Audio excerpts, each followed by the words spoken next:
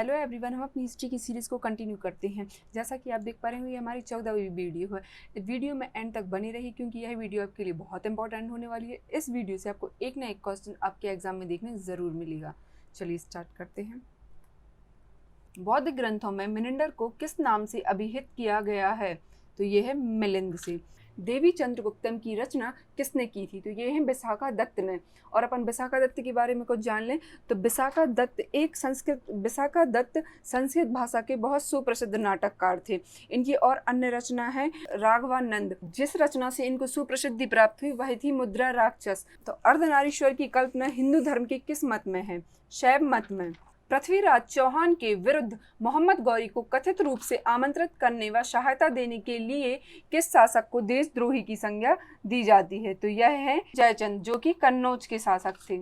1206 ईस्वी से 1290 ईस्वी तक सल्तनत पर किस वंश का शासन था? तथाकथित गुलाम वंश का शासक था। अकबर का राज्याभिषेक 14 वर्ष की आयु में हुआ था। यह कहाँ संपन्न हुआ? यह हुआ कालानौर में। और यह राज्याभिषेक कब किया गया था, यह भी इम्पोर्टेंट है। तो ये हुआ था 14 फरवरी 1556 में। अकबर की आयु उस समय 14 वर्ष थी। तो इनकी अल्प आयु के कारण बैरम खां को इनका संरक्षक बनाया गया था। तो नेक्स्ट, जहांगीर की मृत्यु के पश्चात नूरजहां ने किसने मुगल सम्राट घोषित किया? तो यह थे शहरयार को। मिताक्षरा नामक ग्रंथ की रचना किस महान विधिवेत्ता ने की थी?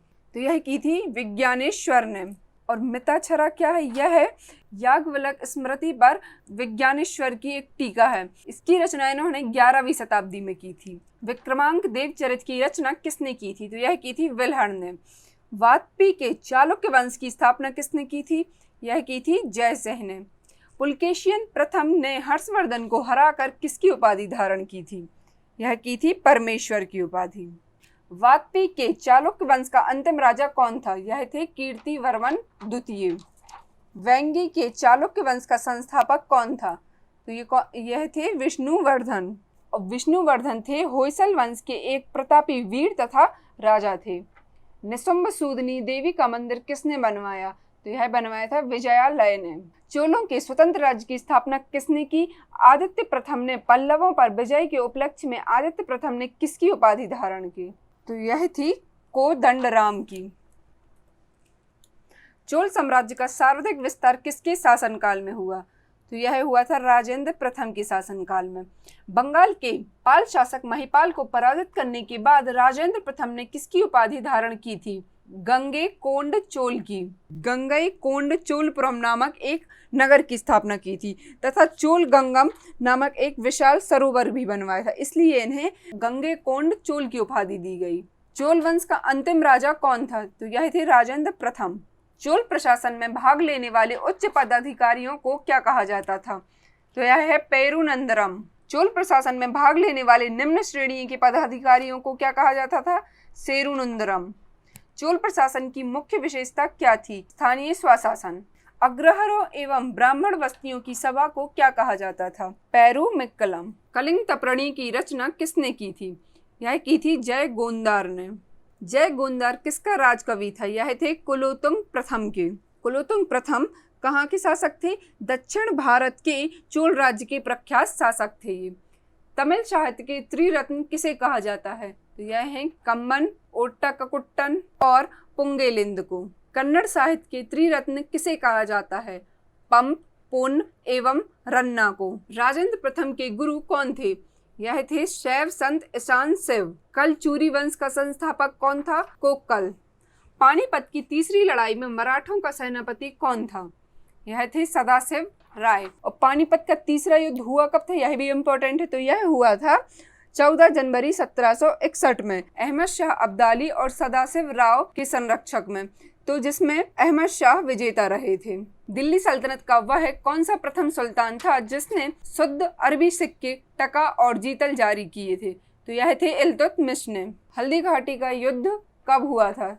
तो यह हुआ था 1576 ईस्वी में। साइमन कमीशन का वह कौन सा सदस्य था जो बाद में ब्रिटेन का प्रधानमंत्री बना? क्लीमेंट रिचर्ड एटली। अच्छा, और हम यह भी जान लें कि क्लीमेंट रिचर्ड एटली के प्रधानमंत्रित्व काल में ही भारत को स्वतंत्रता मिली थी। किस राजवंश के दौरान महाबलीपुरम के मंदिर स्थापित हुए थे? तो यह है पल्लव राजवंश के दौरान।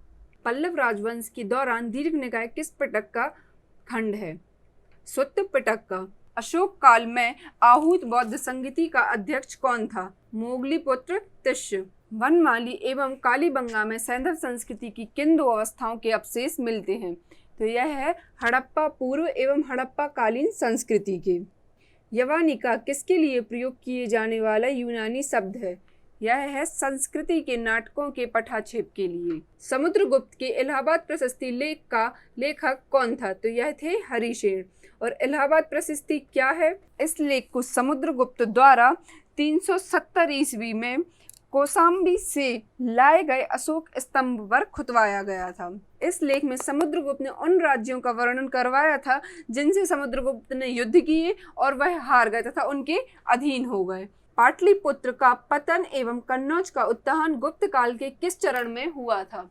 तो यह हुआ था अंतिम चरण में। इतिहास में तृतीय हिंद उपनाम से कौन प्रसिद्ध है? तो यह है अमीर खुसरो।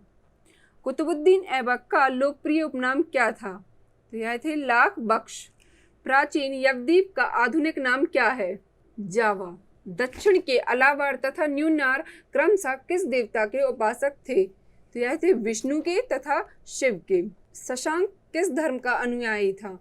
तो यह थे शैव धर्म के। हर्षवर्धन ने अपनी राजधानी किसे बनाया? कन्नौज को। कन्नौज उत्तर प्रदेश में स्थित है और वर्तमान में कन्नौज को एक माना हुआ इत्र बनाने का केंद्र माना जाता है। हर्षवर्धन को किस अन्य नाम से भी जाना जाता है? तो यह है शिलादित्य नाम से। प्रियदर्शिका, रत्नावली तथा नागानंद नामक संस्कृत नाटक ग्रंथों की रचना किसने की थी? यह की थी हर्ष ने। हर्षचरित में प्रांतीय शासकों के लिए क्या शब्द उपयोग हुआ है? तो यह है लोकपाल। ग्राम शासन के प्रधान को क्या कहा जाता था? ग्राम छप टीलक। हर्षचरित में सिंचाई के साधन के रूप में किसका उल्लेख मिलता है? तो यह है तुल्ला यंत्र जल पंप का। सकलो उत्तरा पथनाथ किसे कहा जाता था? यह कहा जाता था हर्षवर्धन को। हर्षचरित नामक पुस्तक जिसे बाणभट्ट ने लिखा था उसमें हर्षवर्धन को सकलो उत्तर पथनाथ कहा गया है। हर्षवर्धन की बहन राजश्री का विवाह किसके साथ हुआ था? तो यह हुआ था मौखरी नरेश ग्रहवामा से। भारत में हैंसोंग को याद करने का मुख्य कारण क्या है? सी.यू. की रचना। सी.यू. की उन्होंने एक रचना की थी जिसमें उनकी यात्रा का वर्णन किया गया है। किस चीनी यात्री को वर्तमान शाक्य मुनि एवं यात्रियों में राजकुमार कहा जाता है? तो वो है हैंसोंग को। कुंभ मेले को प्रारंभ करने का श्रेय किसे दिया जाता है? तो ये है हर्षवर्धन को। भारत के लोग गर्म मिजाज के हैं, उन्हें जल्दी गुस्सा आता है परंतु ईमानदार होते हैं। यह कथन किसका है? यह है हैंसोंग का। राष्ट्रकूट की राजधानी क्या थी? मणिकर एवं मान्यखेत। द्रविड़ स्थापत्य कला की शुरुआत कहाँ से हुई? कैलाशनाथ मंदिर से। अमोघ वर्ष किस धर्म का अनुयायी था? यह थे जैन धर्म के। इनका पूरा नाम था अमोघ वर्ष नृपतुंग। यह राष्ट्रकूट वंश के महानतम शासक थे। कन्नड़ में कविराज मार्ग की रचना किसने की थी? यह की थी अमोघ वर्ष ने। आदि पुराण की रचना किसने की? जिन सेन ने। गणितासार संग्रह की रचना किसने की थी? महावीराचार्य ने। महावीराचार्य एक बहुत बड़े गणितज्ञ थे। इन्होंने गणित संग्रह की रचना 850 ईस्वी में की थी। अमोघ वृत्ति की रचना किसने की थी? सक्तयना ने। अरब निवासी अलम सूदी किसके शासनकाल में भारत आया? इंद्र प्रथम के शासनकाल में। कांची के मुक्तेश्वर मंदिर तथा बैकुंठ पेरुमल मंदिर का निर्माण किसने करवाया था? तो यह है नंदी वर्मन प्रथम ने। एलिफेंटा गुफा मंदिर का निर्माण किसके समय में किया गया था? तो यह है राष्ट्रकूटों के। एलोरा में कितनी शैलाकृत गुफाएं हैं? यह है 34 गुफाएं। पल्लव वंश का संस्थापक कौन था? स्वयं विष्णु। किरातार्जुनीयम के लेखक कौन थे? भारवी। किरातार्जुनीयम का अर्थ क्या है? तो इसका अर्थ है किरात और अर्जुन की कथा। यह 7वीं शताब्दी में रचित एक महाकाव्य है। भारवी किसके दरबार में रहते थे? यह रहते थे स्वयं विष्णु के दरबार में। पल्लव वंश का अंतिम शासक कौन हुआ? तो ये थे अपराजित। मतविलास प्रहसन की रचना किसने की थी? महेंद्र वर्मन ने। नरसिंहवर्मन ने किसकी उपाधि धारण की थी? वाजपेयी कोंड की। इसी तरह की और महत्वपूर्ण वीडियो के लिए चैनल को सब्सक्राइब तथा वीडियो को लाइक करना ना भूलें। Thank you.